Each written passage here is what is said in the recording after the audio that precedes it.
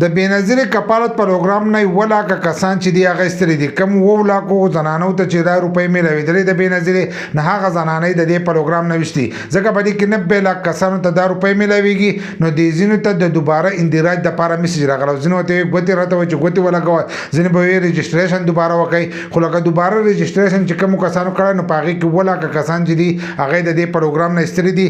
راتلونکی کم 13,500 روپۍ چې دي دا به ځینې زاړه کسان دي چې هغو ته به دا نه میلاوېږي. د کومو کسانو چې مالی حیثیت برابر شوی کومو کسانو دوباره اندراج کړی دی نو هلته کې دي دا ګوري چې د مالی حیثیت برابر شوی دی که نه. نو د کومو کسانو چې مالی حیثیت برابر شوی او د 32 نه سکور په پورته تللی نو هغه کسان د دې پروګرام نه ایستلي او د دې په ځای باندې به نوي کسان چې دي دې پروګرام ته رادننه کېږي.